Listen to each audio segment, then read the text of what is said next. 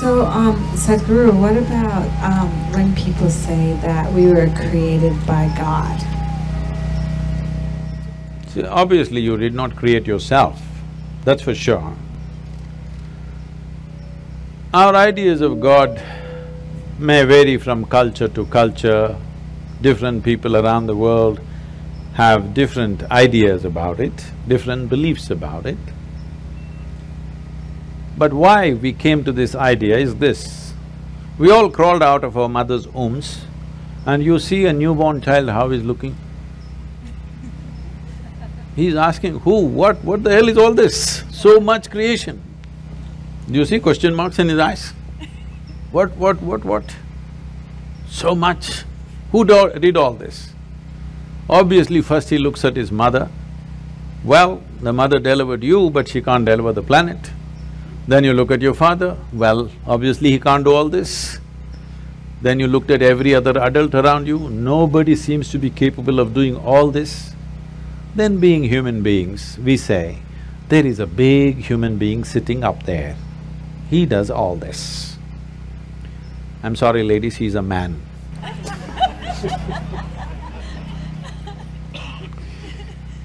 Because we are human, we are thinking a big human is up there.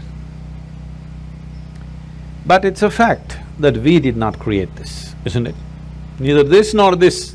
We did not create this, we meddled with it. We meddled with it, we muddled with it, but we did not create it, for sure. So we need an explanation. This is a choice you have. Do you need an explanation or are you willing to explore? If you explore, you will come to one kind of situation within yourself. If you come to agreement with some explanation that somebody gives you, the only choice is either to believe it or disbelieve it. If you believe it, you will become confident. It'll not bring any clarity, it'll bring you confidence. If you disbelieve it, you will be confused. If you're joyfully confused, it's very wonderful. But most people don't know how to handle their confusion joyfully. When they get confused, they make themselves miserable. But the most wonderful thing in human intelligence is to recognize what you do not know as you do not know. Everything that you do not know, you believe. This is a serious problem. We've done terrible things to each other simply because I believe this, you believe that. Continuing to do it even now, isn't it, across the world? Because I believe one thing and you believe something else. Now if I let you live, my belief will suffer. The best thing is you're dead. Yes because you believe something else is the truth and I believe something else is the truth, now both of us can't live in one place. We can pretend for some time. When it comes to real issues, we can't be in one place. Why is it's so difficult? If you really have a working intelligence, you must be able to see what I do not know as I do not know, isn't it? Is it not very human and very wonderful to see what I do not know, what's the big deal about it? If you see I do not know is an immense possibility. Only when you see I do not know, the possibility of knowing becomes a reality. If you see I do not know, the longing to know, the seeking to know and the possibility of knowing becomes a living reality. Everything that you do not know, you believe. You have to be only among your kind. If you are with another kind of people, either they should not exist or you should not exist, that's all it'll lead to. So this is something that we have to come to, because human intelligence is at its best when it does not know. If I just think I know, I will become stupid because I have my conclusions about everything. If I see I do not know, intelligence is full on, isn't it? You want to keep your intelligence in a working mode or a off mode? You saving it for another place? No, I want to know because it looks like that. A lot of people are saving it for elsewhere. No, you need it here.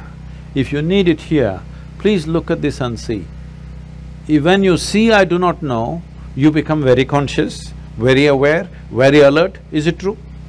Yes. When you think I know, you do the dumbest and idiotic things, very gross things. Yes or no? Yes.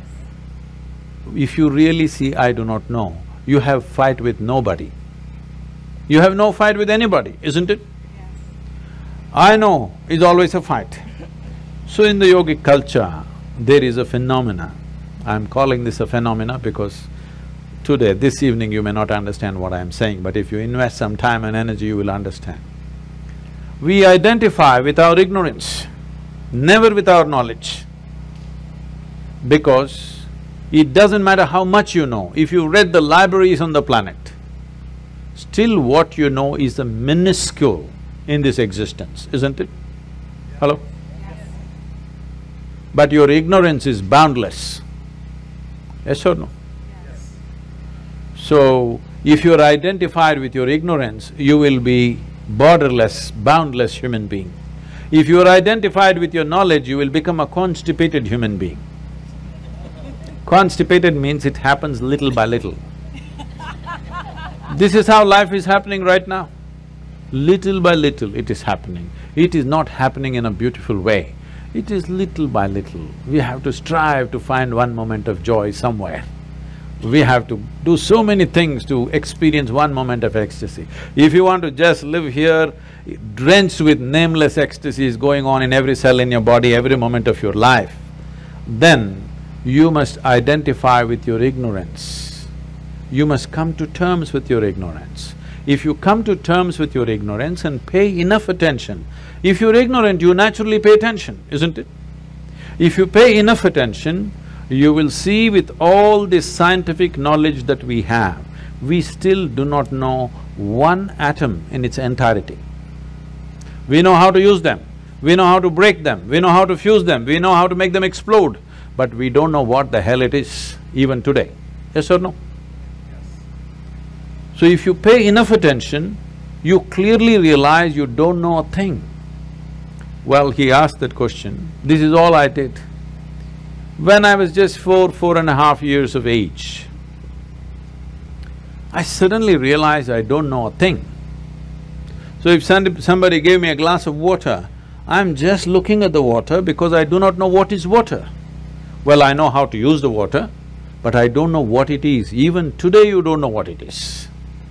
If I find a leaf, I'm staring at it for 4-5 hours. If I sit up in my bed, I'm just staring at the darkness for the entire night. My dear father, being a physician, he started thinking I need psychiatric evaluation. So this boy is simply staring at something all the time. My problem is I look at this, I still don't know this, so I'm not able to shift my attention to anything else. If I look at this, I'm just looking at this because I've still not figured this out. So if you pay enough attention, this universe opens its doors only to those who pay enough attention. Whichever door has been opened for you in your life has opened because you paid attention to that dimension of life. Yes or no? Yes. That's the only way it works. Now, if your attention is such, it is not seeking anything, but it's simply attentive. It pays attention to everything. It does not decide an elephant is more important than an ant. It just pays attention to everything because this is the nature of creation. If you look at an ant, have you paid enough attention to an ant ever? I spent a lot of time with them. Believe me, it's one of the finest machines on the planet. Yes or no? If you had a car like this, you know, you could do all the California deserts effortlessly. It's such a fine machine, it's not a simple thing. If you pay enough attention to the ant, you will realize whatever created this ant, it did not pay any less attention to the ant than it paid to you. Yes or no? Yes. Then who the hell are you to decide who should get more attention and less attention? It is just that you have to sharpen your ability to pay attention, not to any particular thing, to simply pay attention. If you pay enough attention, Is it true this body, though you gave food from outside, this body was created from inside? Yes? So whatever is the source of creation must be functioning from within you, isn't it? Is it? So, when you don't know what is the nature of the source of creation, you may use in English language. In India we have many words. In this part of the world you may call it God. It's just your explanation for the source of creation, isn't it? Because you have no explanation for the creation, you saying, God made this. We have 1,000 names for that, all right? But fundamentally, we are trying to explain the source of creation. Is it true in your experience, the source of this life's creation is functioning from within you? If it's functioning from within you, if it's somewhere up there and you missed it, it's okay. If it's happening from within you and you missed it, isn't it a tragedy? Hello? Yes. If the source of creation is throbbing within you and you did not notice it, are you not a tragedy? Yes. So my entire life and work is to just avoid the tragedy for people. Thank you. Thank you very much.